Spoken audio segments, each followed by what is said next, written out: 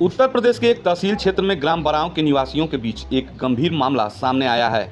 यह कहानी है भ्रष्टाचार, सत्ता के दुरुपयोग और एक गांव की जमीन पर अवैध कब्जे की।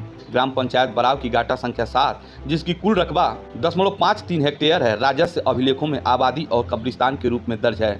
लेकिन इस जमीन का एक हिस्सा विवादों में घिर गया। मामला तब उजागर हुआ जब गांव के शब्बीर अहमद पुत्र नसीर अहमद ने तहसील में कार्यरत एक लेखपाल पर गंभीर आरोप लगाए।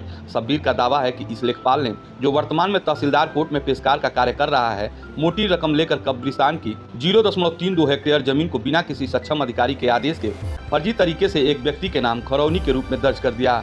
इस गैर कानूनी कार्य में तहसील के कानूनगो और एक निजी कंप्यूटर ऑपरेटर की संलिप्तता सामने आई है। मीडिया रिपोर्टों की माने तो चकबंदी के समय यह जमीन कब्रिस्तान के नाम दर्ज थी, लेकिन लेखपाल और उसके सहयोगियों ने अभिलेखों में हेराफेरी कर इसे निजी व्यक्ति के नाम पर कर दिया।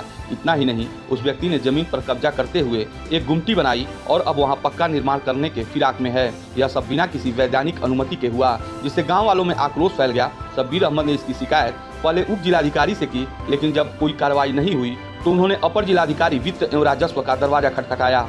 एडीएम ने इस मामले को गंभीरता से लिया। उन्होंने कहा कि बिना किसी सक्षम अधिकारी के आदेश के कब्रिस्तान की जमीन को घरौनी के रूप में दर्ज करना पूरी तरह गैर कानूनी है। उन्होंने एसडीएम को 3 दिनों के भीतर जांच पूरी कर आख्या प्रस्तुत करने का आदेश दिया। इस बीच यह भी सामने आया कि तहसील के कुछ अधिकारियों की भूमिका संदिग्ध है, जिसने इस मामले को और जटिल बना दिया। एसडीएम ने जांच शुरू कर दी है और संलिप्त कर्मचारियों के खिलाफ सख्त कार्रवाई का आश्वासन दिया है। उन्होंने कहा है कि जो दोषी लेखपाल, कानूनगो और कर्मचारियों के खिलाफ निलंबन की कार्रवाई की जाएगी और उनके खिलाफ एफआईआर भी दर्ज कराया जाएगा। गांव वालों का कहना है कि यह मामला सिर्फ जमीन का नहीं बल्कि उनके विश्वास और सामुदायिक धरोहर से जुड़ा है। कब्रिस्तान की जमीन गांव की सांस्कृतिक और सामाजिक पहचान का हिस्सा है, जिसे बचाना उनकी प्राथमिकता है। यह प्रकरण न केवल प्रशासनिक भ्रष्टाचार को उजागर करता है, बल्कि यह भी दिखाता है कि एक आम नागरिक की आवाज कितनी ताकतवर हो सकती है। शब्बीर अहमद की शिकायत ने न सिर्फ गैर कानूनी कृत्य को सामने लाया, बल्कि प्रशासन को भी त्वरित कार्रवाई करने के लिए मजबूर किया। अब सवाल यह है कि क्या दोषियों को सजा मिलेगी और क्या कब्रिस्तान की जमीन को उसका मूल स्वरूप वापस मिल पाएगा। जांच के परिणाम अभी सामने नहीं आए हैं, लेकिन गांव वालों की नजरें प्रशासन पर टिकी हैं। यह मामला एक उदाहरण है कि कैसे सिस्टम मौजूद खामियों का फायदा उठाकर कुछ सामुदायिक संपत्तियों को कब्जा करने की कोशिश करते हैं। शब्बीर अहमद जैसे जागरूक नागरिकों की वजह से ही ऐसी अनियमितताओं पर अंकुश लगाया जा सकता है।